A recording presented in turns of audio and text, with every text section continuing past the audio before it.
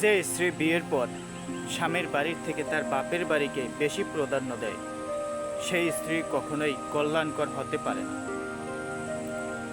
সুখের সঙ্গে টাকার কোনো সম্পর্ক নয়। টাকা শুধু সাহেব চাহিদা মেটায়। সব সুখ টাকা দিয়ে পাওয়া যেত, তাহলে ভালোবাসাটাও কোনো দোকানে বিক্রি হতো। বন্ধু মানে কাছে থাকা নয়, পাশে থাকার নাম বন্ধুত্ব। মিথ্যা বলে মন ভোলানো নয়, সত্যি বলে সাহস জাগানোর নাম বন্ধুত্ব। ভুল দেখে সরে যাওয়া নয়, ভুল শোধরে গিয়ে ভালোবাসার নাম বন্ধুত্ব। সময়ের সাথে পাল্টে যাওয়া নয়, সময়কে পাল্টা জবাব দেওয়ার নামই বন্ধুত্ব। যখন দেখবে দারিদ্রতা ধৈর্যহারা হয়ে গিয়েছে, ধনীরা কৃপণ হয়ে গিয়েছে, মূর্খরা মঞ্চে বসে আছে, জ্ঞানীরা পালিয়ে বেড়াচ্ছে, শাসকরা মিথ্যা কথা বলছে, তখন বুঝবে একটি দেশ ও সমাজ নষ্ট হয়ে গিয়েছে।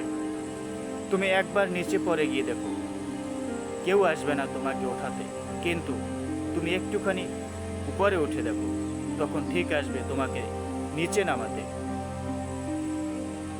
63 বছরের যিনি একটা মিথ্যা কথাও বলেননি, তিনি হচ্ছেন হজরত মুহাম্মদ সাল্লাল্লাহু আলাইহি ওয়াসাল্লাম। একটা সংসার ভাঙার মূল কারণ কি জানেন? ভাইয়ের সংসারে বোনের মাতব্বরি, ছেলের সংসারে মায়ের সর্দারি, মেয়ের সংসারে মায়ের খবরদারি, আর ছোট ছোট বিষয় নিয়ে স্বামী স্ত্রী বেশি বাড়াবাড়ি। এইগুলোই একটি সংসার ভাঙার জন্য যথেষ্ট। মরে গেলে যখন আমি হয়ে যাব লাশ, বন্ধু বান্ধব ছেড়ে দিবে তখন আমার পাশ।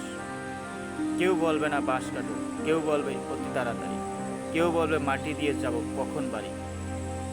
আজ যদি জীবিত বলে সবাই আমার আপন, মরণকালে সঙ্গী হবে শুধু সাদা কাপড়। পরের হক মেরেছেন, ইবাদত কাজে আসবে না। আগে যার হক তাকে দিয়ে দিন, তওবা করুন, মাপ চান। বান্দার হককে আল্লাহকে পাওয়া যায় না। কারো সাথে খারাপ ব্যবহার করবেন না, হয়তো মৃত্যুর আগে ক্ষমা চাওয়ার জন্য তাকে খুঁজে পাবেন না। যার মনে মায়া বেশি, তার জীবনে বোধহয় কষ্টটাও অনেক বেশি। কচু পাতা দেখেছেন নিশ্চয়ই, উপরটা সহজ সবুজ কিন্তু ভিতরটা চুলকানিতে ভরা। তেমনি কিছু মানুষ আছে, উপরে মানুষের মতো দেখলেও ভিতরটা আবর্জনায় ভরা। যৌথ পরিবার থেকে বিচ্ছিন্ন হয়ে একলা সংসারে হয়তো বিলাসিতা করা যায়, কিন্তু প্রকৃত সুখ কখনোই পাওয়া যায় না। খাবার খেতে যা সময় লাগে তার থেকে বেশি সময় লাগে খাবার তৈরি করতে। খাবার তৈরি করতে যা সময় লাগে তার থেকে বেশি সময় লাগে খাবার জোগাড় করতে। খাবার জোগাড় করতে যা সময় লাগে তার থেকে বেশি সময় লাগে ফসল উৎপন্ন করতে। রেগে গিয়ে চিৎকার করে কথা বলা ব্যক্তিটির মন সরল হয়, কিন্তু যে ব্যক্তি রেগে গিয়ে চুপ থাকে, হাসি মুখে কথা বলে, সে শয়তানের থেকেও বেশি ভয়ঙ্কর হয়। মা যখন ফোন করে তখন যতই ব্যস্ত থাকুন কল কাটবেন না, কারণ মা কল করেছে বলে আপনাকে জান্নাত ডাকছে। বাস্তব কিছু উদাহরণ দেয়। বন্ধুকে চেনা যায় বিপদে, কন্যা চেনা যায় যৌবনে, ভাইকে চেনা যায় লড়াইয়ে, পুত্র চেনা যায় বিবাহের পরে, সন্তানকে চেনা যায় বৃদ্ধ বয়সে, স্বামীকে চেনা যায় তার স্ত্রীর অসুস্থতায়, স্ত্রীকে চেনা যায় তার দারিদ্রতায়। কাউকে খুব বেশি আপন করতে নেই, কারণ আপন মানুষগুলো ভালো জানে ঠিক কোথায় আঘাত করতে হয়। কিছু মানুষ ঠাস করে এসে যায়, ঠুস করে আপন হয়ে যায়, আবার হঠাৎ করে বাঁশ দিয়ে গটাস করে চলে যায়।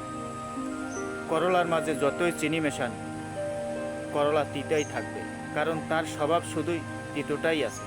ঠিক তেমনি কিছু স্বার্থপর মতলববাজ মানুষকে আপনি যতই ভালোবাসেন আর সম্মান করেন না কেন, তারা কোনোদিন আপনার আপন হবে না। 1 আর 1 মিলে 2 সেটা গণিত, 1 আর 1 মিলে 11 হলে সেটা সংগঠন, 1 আর 1 মিলে 1 হলে সেটা বন্ধুত্ব বা ভালোবাসা। সবচেয়ে বড় চাকরি হচ্ছে নামাজ, যার বেতন হচ্ছে জান্নাত। টাকা খুব ছোট্ট একটা শব্দ, অথচ এই ছোট্ট শব্দটার প্রভাব এতটাই বেশি যে এর অভাব হলে দেখা যায় হাহাকার, আর বেশি হলে বেড়ে যায় অহংকার।